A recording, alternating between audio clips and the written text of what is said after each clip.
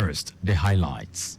Lagos State Government, United Nations, targets 5,000 participants for First African Social Impact Summit. President Tinubu flags off Lagos Calabar Coastal Highway, inaugurates Apapa Worishoki Ojota Expressway, other projects in Lagos. On the foreign scene, intense fighting claims 1,030 lives in Sudan. And in sports, Edo Queens wins 2024 Nigeria Women Football League title. Now the details. I am John Omoaka.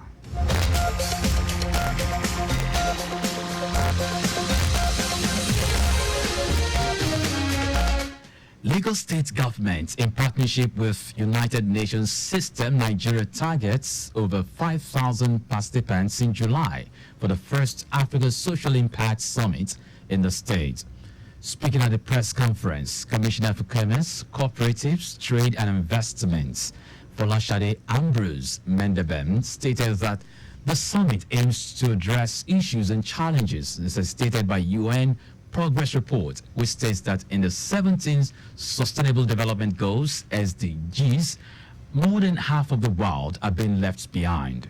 According to her, progress on more than 50% of targets of the SDGs is weak and insufficient, and it has stalled or gone into reverse on 30%, with key targets on poverty, gender equality, hunger, and climate.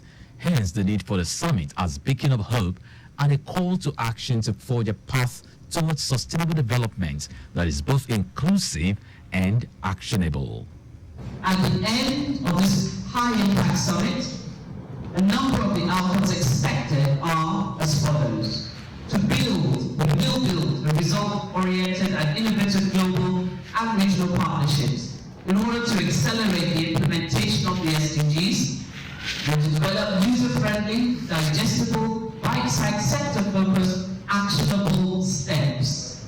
Steps for relevant sector stakeholders that will address those critical need areas with timelines towards 2030.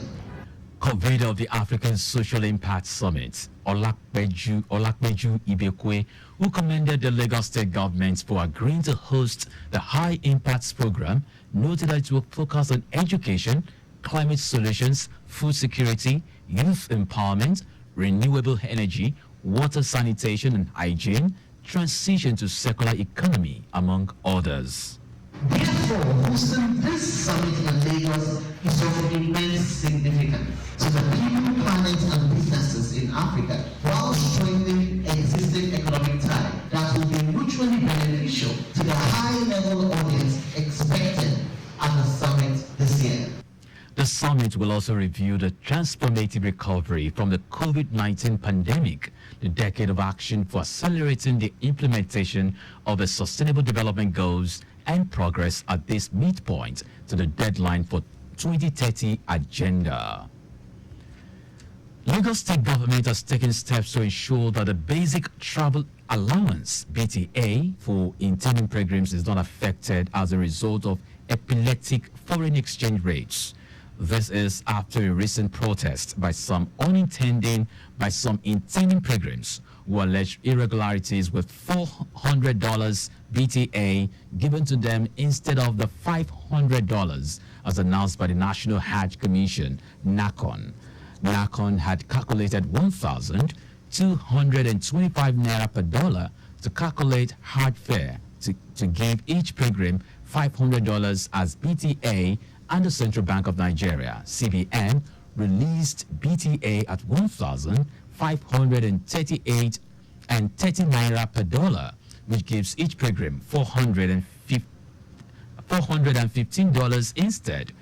Lagos State Commissioner for Home Affairs, Ibrahim Layode, said Governor Sanwo-Olu approved the payment of the $100 shortfall for each of the pilgrims, pending the resolution of the matter by both NACON and CBN. Layode commended Governor Sanwo-Olu for the timely intervention and kind-heartedness, which, according to him, will go along to ease the affairs of the pilgrims. He assured the pilgrims that the promise made by Governor Sanwo-Olu to pay for their sacrificial rams in ram clothes and ziraya visitation to historical sites both in Makkah and Medina will all be fulfilled.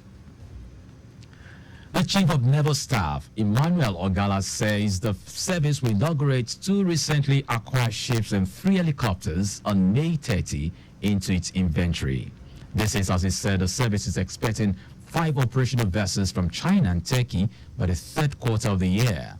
Ogala spoke at the interdenominational service in Abuja, held as part of events to mark the 68th anniversary of the Nigerian Navy.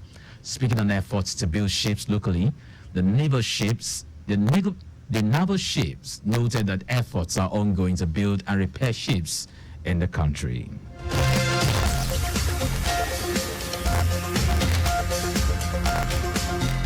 Now to the rest of the stories.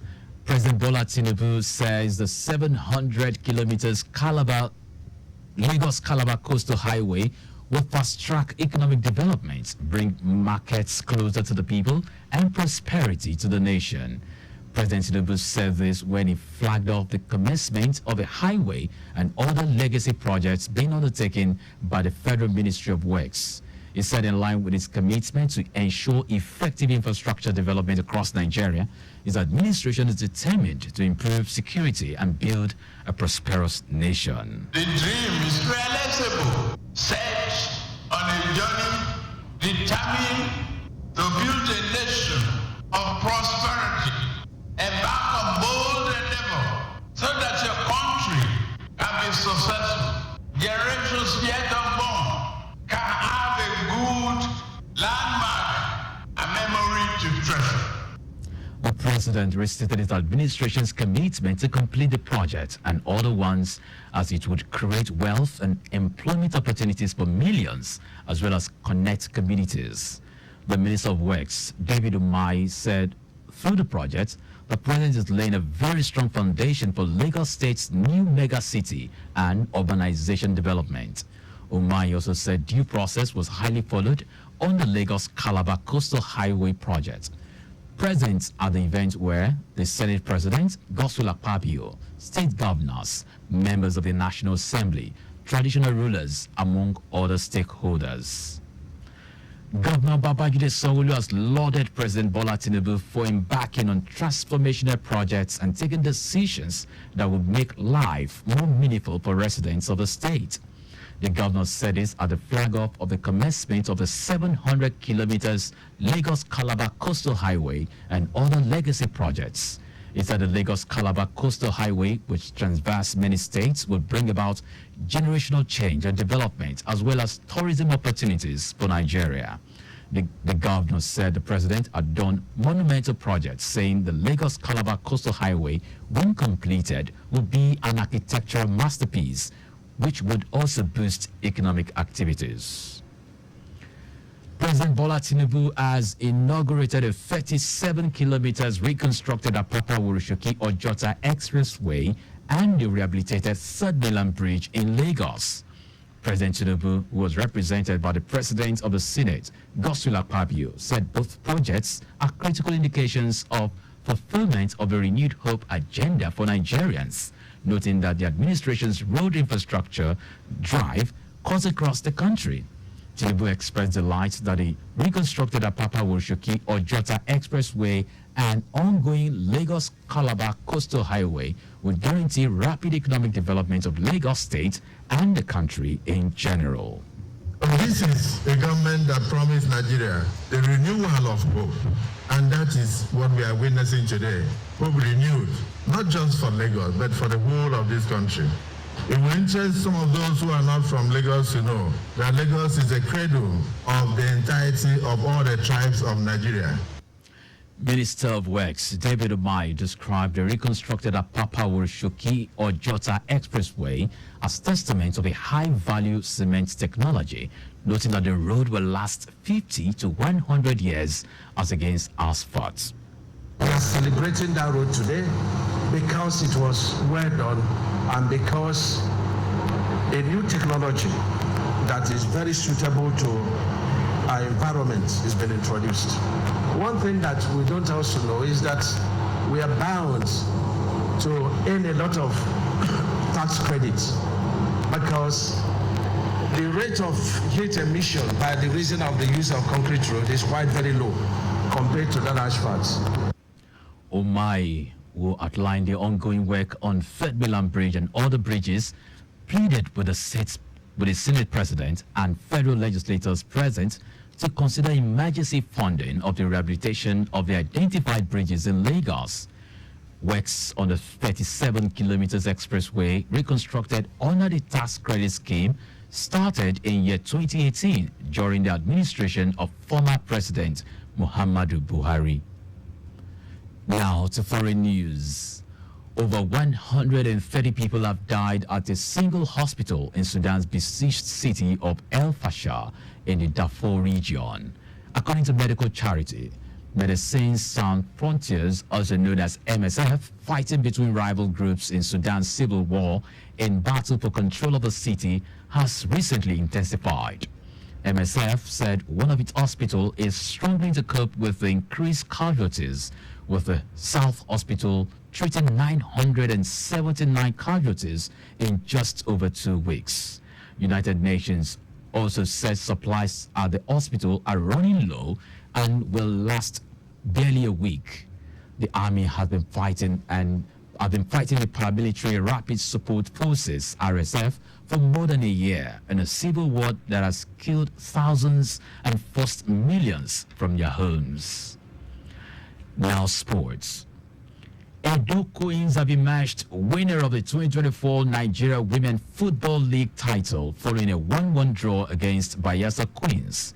The Moses Aduku side finished top of the NWFL Super 6 playoff standings with 10 points from 4 games.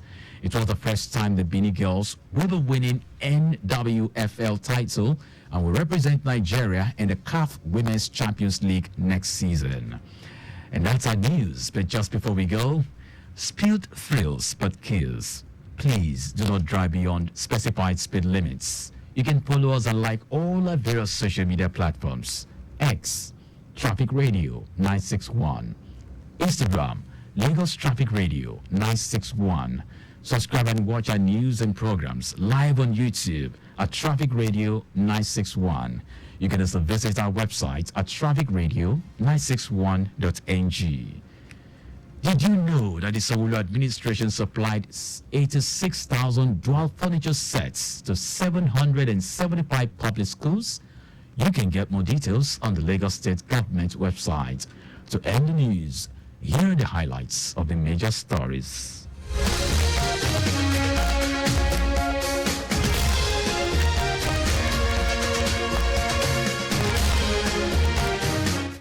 Lagos State Governor, in partnership with United Nations Systems Nigeria, targets over 5,000 participants in July for the first Africa Social Impact Summit in the state.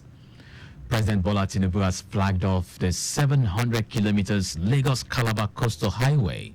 The president also inaugurated a 37 kilometers reconstructed Apapa-Wurishuki-Ojota Expressway and the rehabilitated Third Mainland Bridge in Lagos. We also told you that over 130 people have died at a single hospital in Sudan's besieged city of El Fasher in the Darfur region. And in sport, Edo Queens have emerged winner of the 2024 Nigeria Women Football League title following a 1-1 draw against Bayelsa Queens. For contact with the newsroom, send a message to info@trafficradio961.ng. That is a news broadcast compiled by Adewale Oluwoporoku. I am John Omoaka. Thank you very much for listening.